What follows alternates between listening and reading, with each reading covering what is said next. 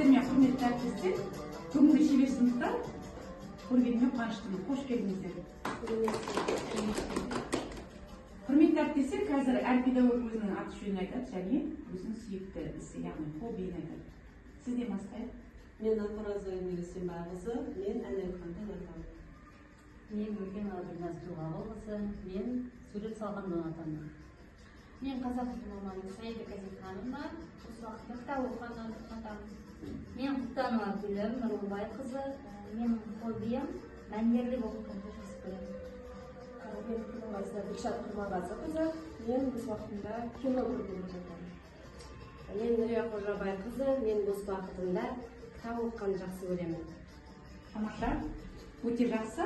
Ал сіздердің хоббиларыңызды бүгін танысып үлгердік. Енді ары қарай біздің шебер сыныбымызды жалғастырайық. Құрметті әріптестер, енді келесі біздің бөлімде мына менің қолымдағы әртүрлі карточкалар бар. Мұнда бұл жерде жасырылған суретті ешкімге көрсетпейміз, бір-бірден аламыз қалағандарды және сол бойынша былай тапсырманы орындаймыз.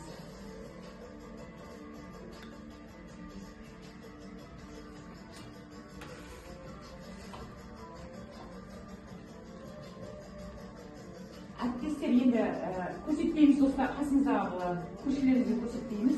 Қазір қолымыздағы сурет бойынша, карточкадегі сурет бойынша сіз ортаға шығып, соны сіздің ұжымдастарыңызға, яғни әріптестеріңізге мимикамен, ем ишараменен түсіндіресіз, бұл кісілер оны білу керек.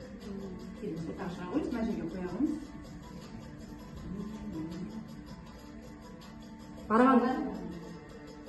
Тағы айтылып.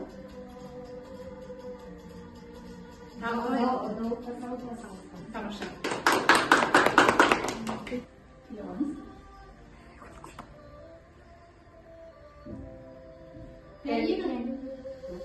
Жерді кел.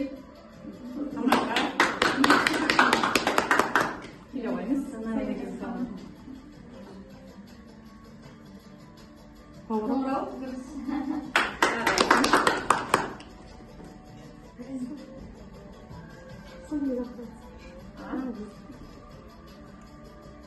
Скрипка.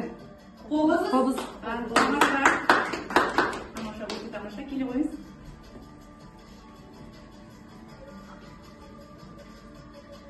Домбыра. Тамаша.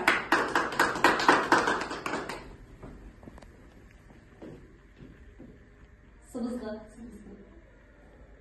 Тағы. Екі. Тағы. Сырмай. Тамаша. Енді құрметті әріптестер, осы әркімнің қолында болған музыкалық аспаптар бойынша оркестрде ойнаймыз. Дыбыстарымыз шығарамыз, және қолдарымыз ойнайды. Дыбыстарымыз шығарамыз. Әркім өзінің қолына түскен аспап бойынша қайнайды. 1, 2, 3, мен керек жоқ.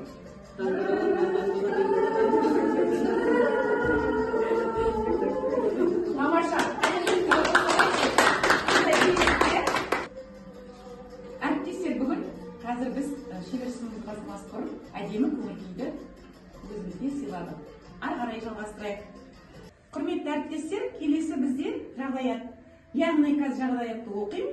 Әр педагог бірі зілді, бірі ашулы, бірі және дұрыс жолменен осы жағдаятқа жауап беру керек. Қазір бізде баланың рөлінде Саида болады. Бұл жағдаят былай. Топта елгезек ақкөңіл Саида деген қыз бар. Саида топта жиналып отырған қуыршақтардың ішіне бір қуыршақты алып ойнағысы келді. Және тәрбиешіден рұқсат сұрады. Жақсы түсінікті.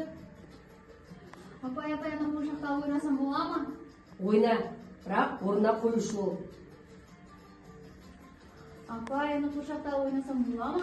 Ал шеш енді, орнына қой сосын. Апай, ана қуыршақты алып ойнасам бола ма? Саида, ойнасайшы енді, ойна. Апай, ана қуыршақты алып ойнасам бола ма? Жоқ, ойнамайсың. Апай, ана қуыршақты алып ойнай тұрсам бола ма? Саида ойнай ғой, бірақ ойнап болғасын, орнына қой ғой. Сен ақылды қызсың ғой. Жақсы, рахмет. Саида Казиханова, сіз қазір бала рөлінде болдыңыз.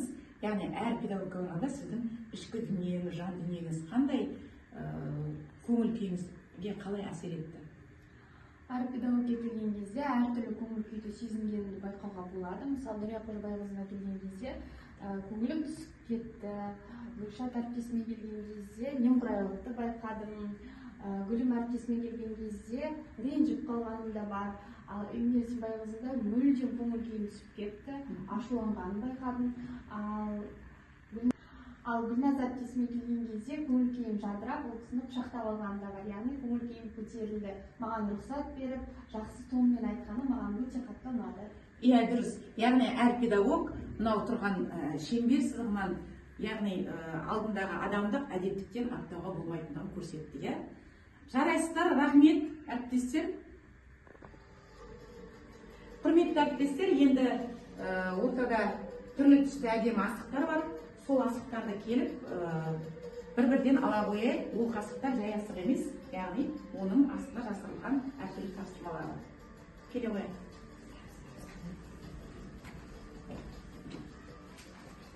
Астына қағазбен кетейік.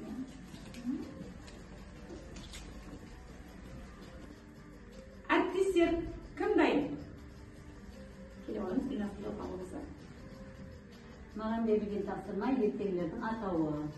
Бауырсақ ертегісі, Жетілақ ертегісі, Үш аю ертегісі, Шалқан ертегісі, Алдаркөсе ертегісі. Жақсы, рахмет. Өте тамаша, жақсы жауап бердіңіз. Келесі кім дайын? Мен келе қойыңыз. Мендегі тапсырма тыйым сөздер. Тыйым сөздер өте көп. Беліңді таянба, асып өтпе, нақты шашпа, асын бетін ашық қалдырма деген секілді. Тамаша. Әріптестер, тағы кім дайын? Келе қойыңыз, даусыңызды қаттырақ шығарсақ. Маған берілген тапсырма әлде өлеңін айтып берсеңіз. Әлде ақ бөпем, ақ бесікке жатып бөпем. Жылама бөпем, жылама, жілік шағып берейін. Байқы таңның құйрығын жіпке тағып берейін. Әлде ақ бөпем, ақ бесікке жатып бөпем. Ой, тамаша, қандай керемет. Рахмет, тағы кім дайын? Келіңіз. Маған берілген тапсырма тұсау кесу рәсімін айту. Тұсау кесу қазақтың ежелден келе жатқан әдет ғұрпы. Бала 1 жасқа толған кезде сол ауылдың беделді азаматынан сол кісінің жолы болсын деп, өмірлік жолы таза болсын деп, ақ жол төсеп, ала жіппен сол кісіге жолын кескізеді. Маған берілген тапсырма мақал-мәтел. Отан оттанда ыстық, білім үйінен құдық қазғандай. Тәрбие отбасынан басталады. Жақсы, рахмет. Келесі, Эмилия Симбайқызы шығарыңыз. Маған түскен тапсырма жаңылтпаш айту. Торта қойдым, орта қойдым, орта қойдым, жорта қойдым. Шеше, неше кесе сынды кеше.